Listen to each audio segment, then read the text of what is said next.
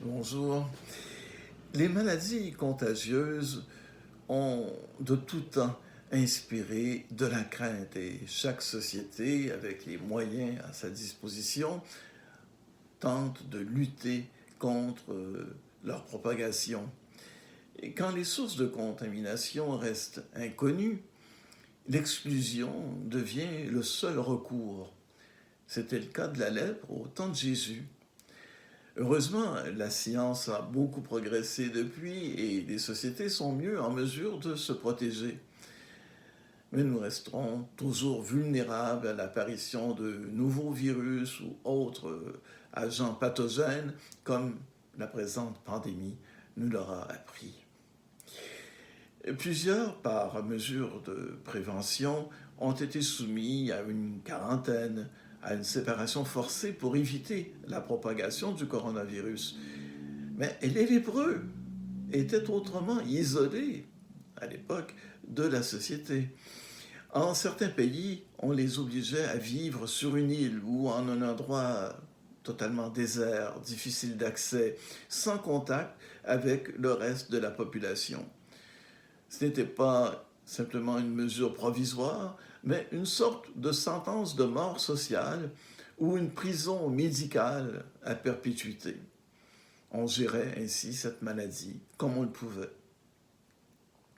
Épidémie ou pas, notre société produit des exclus. Les lépreux de la première lecture et de l'Évangile nous servent de métaphore.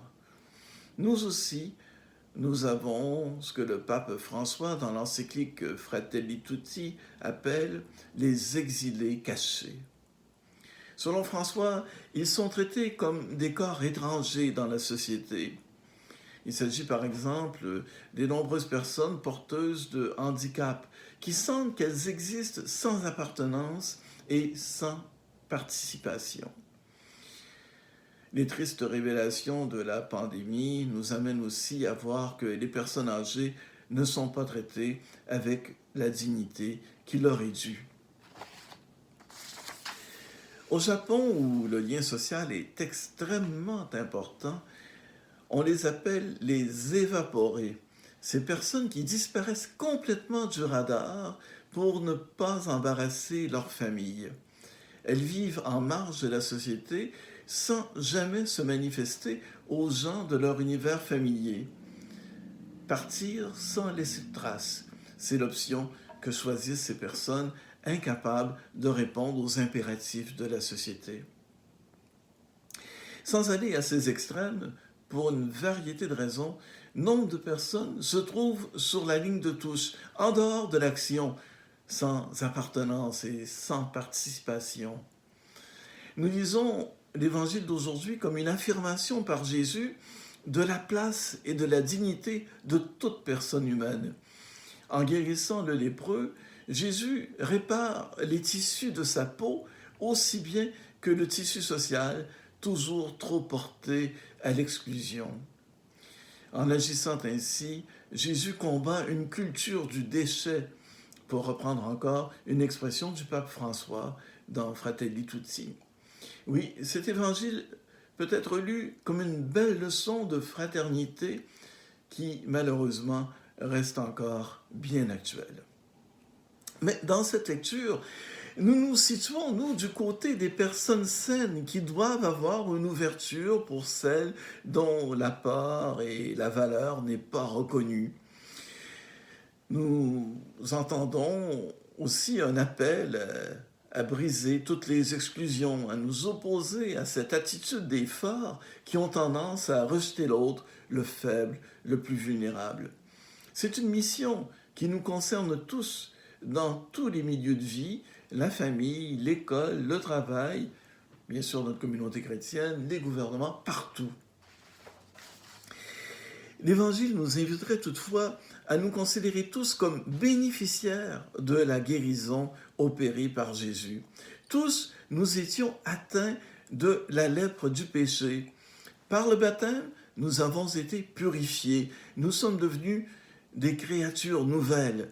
Nous avons recouvré notre dignité de fils et de filles de Dieu, créés à son image et à sa ressemblance. Cette dignité, nous la partageons avec tous les êtres humains et nous avons pour mission de la faire prévaloir partout et d'abord d'en vivre, nous, dans nos relations humaines. C'est toute l'humanité qui a été renouvelée par la volonté de salut de notre Dieu qui s'est exprimée en Jésus-Christ. La lèpre est une maladie qui part de la mort puisque le corps, toujours vivant, est déjà en voie de décomposition, comme si la mort en avait pris possession. Nous étions, nous aussi, sous la domination de la mort avant de connaître la grâce du salut. Nous avons donc non seulement une motivation morale, mais également une motivation qui engage notre foi pour œuvrer à ce qu'aucun membre de la famille humaine ne soit mis à l'écart ou rejeté sous aucun prétexte. Cette vision de foi, en revanche, peut avoir des implications morales. Notre considération, par exemple, pour tous ceux et celles que la société considère comme des parias. Ce mot, paria, eh bien, en Inde, il désigne les intouchables. Comme Jésus, nous sommes appelés à toucher les intouchables, les stigmatisés sociaux. La distanciation physique est de rigueur en ces temps de pandémie, mais la foi n'autorise pas la distanciation sociale.